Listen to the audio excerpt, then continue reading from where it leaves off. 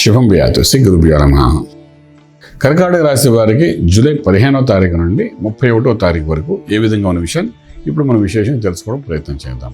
కర్కాటక రాశిలో బుధుడు శుక్రుడు యొక్క ప్రభావం అయితే కనిపిస్తోంది. అలాగే తృతీయ స్థానంలో కేతు, చతుర్థంలో ఏ గ్రహాలు లేవు. అష్టంలో శని యొక్క పీడనం అయితే కనిపిస్తుంది. భాగ్యంలో రాహు కూడా పీడనం కూడా కనిపిస్తుంది. లాభస్థానంలో చూస్తే గురుమంగళ యోగము, వ్యయంలో రవి యొక్క ప్రభావం కనిపిస్తుంది. ఈ కర్కాటక రాశి వారు ఆర్థిక వ్యవహారంలోకి వచ్చినప్పుడు మనకు వచ్చే ఆదాయం కంటే ఖర్చు ఎక్కువగా కనబడే అవకాశం 15 రోజులు కనబడుతుంది. విపరీతమైన ఖర్చు మనకు తెలియకుండానే ఖర్చు అవుతుంది. అప్పటికప్పుడు ఒక నిర్ణయాల వల్ల తీసుకుంటున్న నిర్ణయాల వల్ల అనవసరమైన ఖర్చులు ఎక్కువగా జరిగే అవకాశం ఉంది. అంటే ఫర్ ఎగ్జాంపుల్ మీరు బండి మీద వెళ్తున్నారు, బండి బదులు కారులో వెళ్దాం అనుకున్నారు. కారు వెళ్తుంటే దారిలో దానికి చిన్న దెబ్బ తగిలింది. దానికోసం 25-30 వేలు ఖర్చు పెట్టాల్సి వచ్చింది.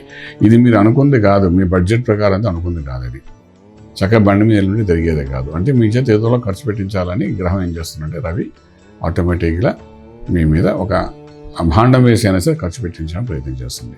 సో ఖర్చులు విపరీతంగా జరుగుతాయి 15 రోజులు జాగ్రత్త పడ్డం. అలాగే అష్టంలో ఉన్న శనీశ్వరుడు ప్రభావంలో కూడా కొంత స్థితిగతుల్లో మానసిక ఒత్తిడి కూడా మీకు వచ్చే అవకాశం అయితే బాగా కనబడుతుంది. ఇక ఉద్యోగం అయిపోయింది. ఆ వ్యాపార రీత్యా మనం తీసుకునేటప్పుడు వ్యాపారంలో కూడా నష్టం అనేది లాభంలో నుండి కొంత నష్టం జరిగే అవకాశం కనబడుతుంది. ఫర్ ఎగ్జాంపుల్ మీరు ఒక ఫుడ్ ఇండస్ట్రీలో ఉన్నారు. ఫుడ్ ఇండస్ట్రీలో ఉంటే ఫుడ్ ఇండస్ట్రీ 100% ప్రాఫిటబుల్ బిజినెస్ అంటాం. కానీ అంత ప్రాఫిట్లో కూడా ఈ యొక్క 15 రోజుల్లో కొంతవరకు ఏంటి ప్రాఫిట్ ఎక్కువ కనిపించకుండా బలహీనపడే అవకాశం ఉంటుంది.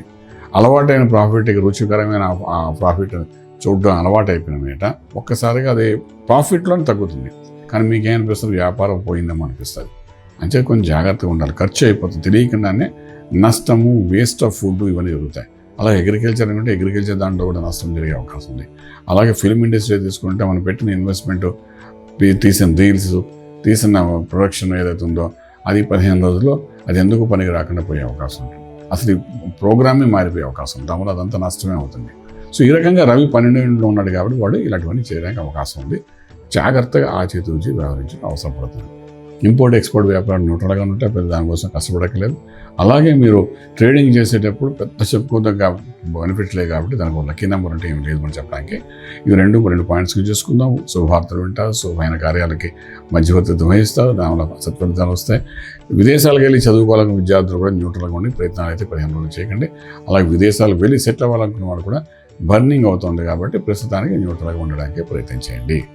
అలాగే వివాహ సంబంధం కోసం చేసే ప్రయత్నాలలో కొంతవరకు మధ్యవర్తిత్వం వహించండి, ఫలితం బాగానే ఉంటుంది. అలాగే రైతాంగాన్ని తీసుకుంటే అగ్రికల్చర్, ఆర్గానిక్ ఇండస్ట్రీ వాళ్ళకి మాత్రం కొంతవరకు రైతులకి అనుకూలమైన వాతావరణం, పంట బాగా పండడము, దానివల్ల ధాన్యం బాగా పెరగడం, వరి బాగా పండేది, ఇటువంటి సంబంధాలు అంటే అన్నిటికీ కావాల్సిన నీరు అంతా ఏర్పాటై సెపరేట్ సీడ్స్ అని ఏర్పాటు అవ్వడం వల్ల చక్కటి పంట పండే అవకాశం అయితే వీళ్ళకి బాగా కనిపిస్తోంది. అలాగే మంత్రం దగ్గరకు వచ్చినప్పుడు అష్టంలో ఉన్న శనీశ్వరుడు యొక్క ప్రభావం, 12లో రవి యొక్క ప్రభావం రెండు మనతో ఉన్నాయి కాబట్టి శివునికి అభిషేకం చేయడం చాలా ప్రాశస్యం ఇస్తుంది. శివునికి పంచసూక్తాలలో ఏదో ఒక సూక్తంతో చక్కగా అభిషేకం చేసుకుని ఆ తీర్థం తీసుకోవడం ప్రయత్నించండి.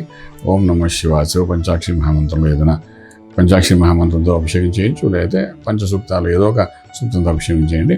చేసి తీర్థం తీసుకోవడం ప్రయత్నించండి. సోమవారం నాడు, శనివారం నాడు వారానికి 2 రోజులు చెప్పిన ఈ 15 రోజులు ఒక 4 సార్లు చేసుకోండి. దానివల్ల ఏంటంటే అనవసరమైన ఖర్చు, అనవసరమైన ఆవేశంతో తీసుకున్న నిర్ణయాలు ఇవన్నీ కూడా బలహీనపడతాయి.